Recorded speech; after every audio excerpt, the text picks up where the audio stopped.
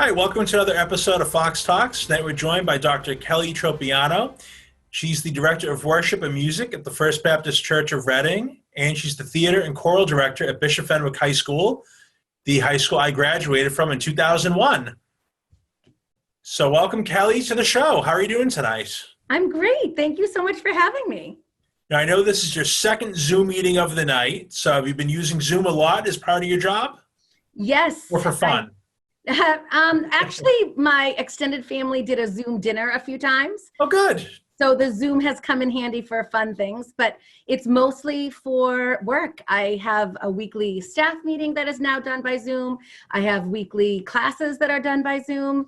And then on top of that, like just meetings with different parents and students and colleagues and my department head, it's all done by Zoom. So a lot of Zoom. So what's it like to be a high school teacher at this time, especially, working in the music department, because I imagine you're not having people sing through Zoom. I mean, how are you making that work under these circumstances? So, it's being music and drama. Everything that I do is about groups of people. Mm-hmm. We never just sing alone for nobody. It's always about people and groups. And so everything's changed. I mean, as of March 13th, nothing that I did remained the same. And even my job at the church, worship is for a group of people. And so everything changed from that moment on. I never taught online. I never did worship online. I never directed a play or directed a choir online. So it changed overnight completely. For me at Bishop Fenwick High School, it was even more of a dramatic change because March 12th was our opening night of the musical that I directed. So we did the show Thursday night, March 12th, and then Friday. So you did the first night of the weekend of shows, because usually a high school is like 4 or 5 shows over the course of 3 days. Yeah. So you got the premiere done, but then kind of halted right there. And amazingly, I've been at the school for 6 years, and we've always done the shows Friday, Saturday, Sunday. And because of like a weird twist of events and scheduling conflicts, we decided this year only to do a Thursday night show. And it was a little controversial, like, oh, it's Thursday night, they have to go to school Friday. But anyways, we planned it, and I am so thankful, because if we did not have a Thursday night show, we would not have done any shows. So we did the Thursday night show, and then school was canceled Friday, and the rest of the weekend's shows were canceled. My students auditioned to sing at Carnegie Hall, and we were set to go to New York City March 27th to the 30th. That was canceled. That got canceled. Yep. Tonight, April 30th, is our traditional spring concert, where it's just this great fun event with tons of music. And of course, the seniors take the stage and bow for the last time. Yeah. That's canceled. So, I mean, everything just changed. So it went from doing things live and in person and performance-wise to kind of doing things as much as I can online. So the students, they love to sing, they love music, they're missing it too. So they're getting me videos, and I'm trying to kind of do things virtually and pushing out it that way, because I miss it, but they miss it too. Yeah. It must be especially hard to be a senior. I know my niece is a senior at Arlington Catholic, and it's all up in the air. You don't know. No. I saw her yesterday from 6 feet away, and that's all you can do. And you're like, so how's school going? It's crazy. So tomorrow is the last day of classes for seniors at Fenwick, which is great. I'm actually a parent of a senior at Fenwick too, and she is definitely ready to be done tomorrow. I think it's a nice amount of time. And so what we've done is we've had the lawn signs for, family member of a Fenwick graduate 2020 made. And so all of the teachers took the signs and went and delivered them to the students. It's all been happening this week. And I delivered 13 students that were all, part of my choir or theater program. Right. And then I was able to give them the little end of the year gift, which I happened to have, which I wouldn't even give them that till the banquet in like late May. And so no banquet, so. No banquet. I saw each of my students this week over the course of 3 days, and it was awesome. I mean, I wore my mask, and they wore their mask, and we stood far apart. But it was so great seeing them, and kind of what all of the kids I've taught for 4 years. It's not like I only teach freshmen. I teach every year. So they come back, and I've known them since their freshman year. And I told them every year when seniors graduate, I'm sad. Oh, I love this kid, he's leaving, or this girl, she's leaving, and I'm sad, I'm missing them. And so a level of sadness always is happening at this time. But now that we never, yeah, it's like times 100. We never had our final concert. We never had our final musical. All of those things that we were kind of waiting all year for never happened. And that's when we would say goodbye and have all closure. And now none of that's there. So I feel even sadder than I would normally feel. Now to switch to your other job that you do. So how is it right now? Churches aren't letting people in the doors. So have they moved to online services through Facebook or streaming somehow? And how's that working out for you and your role? Well, it's very, very different. I mean, I've been the worship leader there for 17 years. And the worship changes, we add, new music, we add different styles. So I'm kind of used to an element of change, which I think is great. We have a vibrant faith community. But then that Sunday, so March 15th, we were all ready to go. Like I was ready to go. The choir was ready to go. And it was literally like late Saturday night that it said, we cannot do this. So the pastor at the time did something on his phone from his living room. Yeah. And then from that Sunday to the next Sunday, we came up with a plan. So the plan was that I, as the worship leader, would be there. My identical twin sister at playing the piano would be there. My 2 daughters who sing would be there. My nephew who plays the drums would be there. And my husband would do the tech, and my brother-in-law, who does TV as well, would be running the video. And we would stream to Facebook and YouTube live. Yeah. And so we were down to, I think, 8 people in the sanctuary at one time. We kept socially distancing. None of us were ever close. Mm-hmm. When I'm at the front at the podium singing, I would then take a Lysol wipe and wipe it down and then leave. And then the pastor would come up and he would preach. So we knew that worship needed to keep going, but we knew that it needed to change. And so those are the kind of changes that we made. And it amazingly has worked out. It really has. We get a lot of our church community watching live. And when you watch on Facebook Live, they can actually kind of talk to each other. They can chat with each other. So it's this kind of neat time where they're worshiping. We're not together, but we actually can kind of see who's there and say hello. So obviously you're a people person, considering the jobs that you do. Yeah. What's it like to be an extrovert and someone who's used to working with a lot of different groups at this point where you're kind of trapped in your own home? How's that working for you?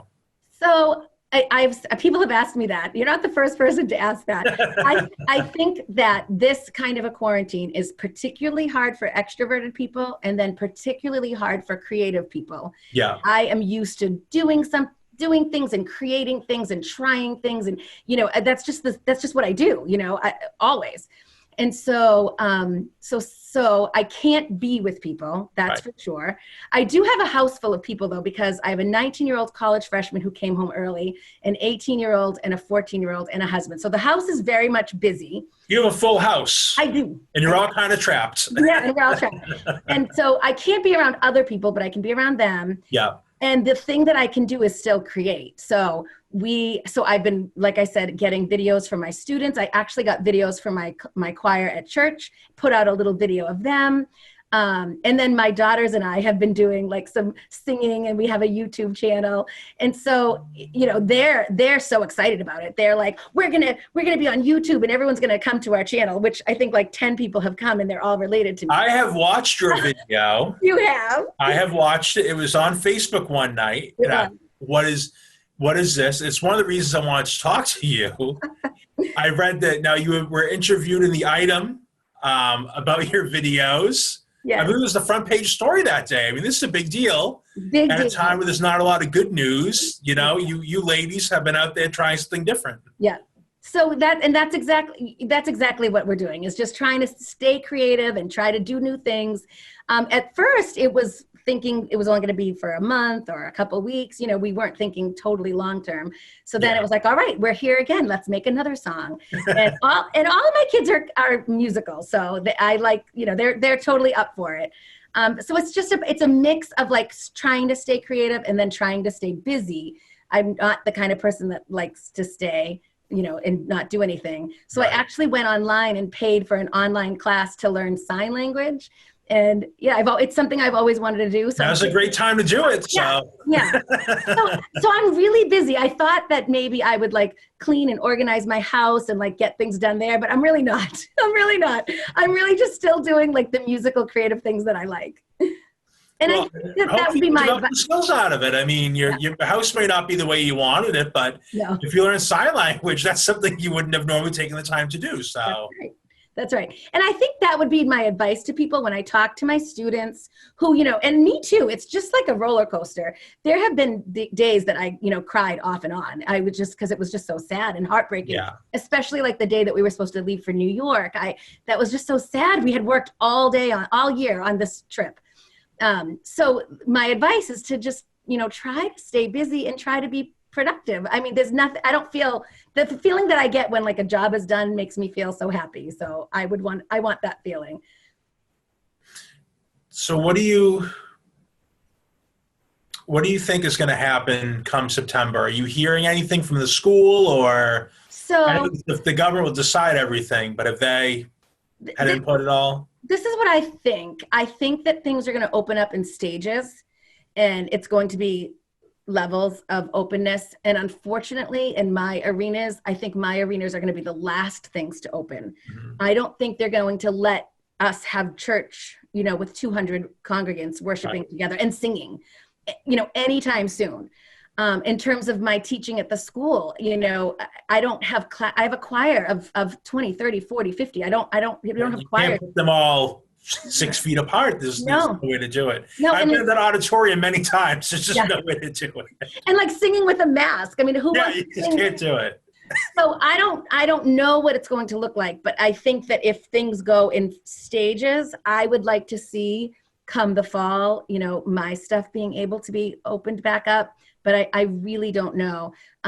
Fenwick has unveiled like a sort of plan in place for like a kind of a graduation where we're all in our cars. They're kind of just brainstorming different ways to commemorate these very important events, but doing it, responsibly. Right. It's not going to be everyone, on the football field or in the gym. It's just not going to happen that way. Which makes me sad. It makes me sad as a teacher. And of course it makes me sad as a mom because it's because your daughter will be graduating and she's missing out on some of those things that, most kids get to do. And now it's all up in the air. Yep. And so the other plan, alumni, I'm sure they'll do something great for them. It may not be the normal way, but I think that everyone has to be, a little bit open and accepting of change because they'll have a graduation, but it won't be the way it's always been. And we're going to have church, but it's not going to be the way it's always been. And so we just have to kind of accept these changes because we don't have a choice. Right.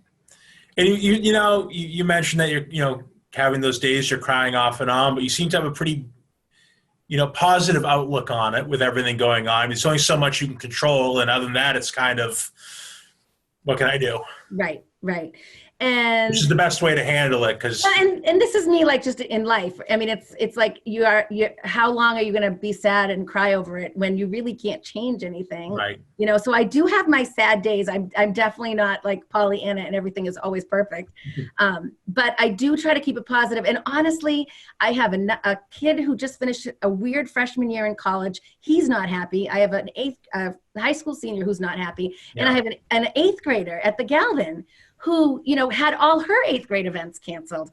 So there's enough people in this house who aren't happy. So I feel like, I'm just trying to keep it. So how's your husband holding up with all that sadness going around? I mean, yeah.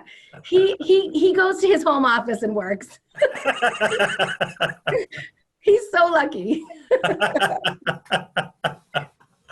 I know he's been filming your videos, so I mean, he's around for that at least. Yes. And he's actually, him and my son are both musical. So before this quarantine is over, we want everyone in a number. So that'll be that's our goal. A full performance on the front lawn so people can see it. Yeah. Well, thank you so much for joining me tonight. It was great to meet you and talk to you and learn more about what you have going on. I appreciate it. Good luck to you. Thank you.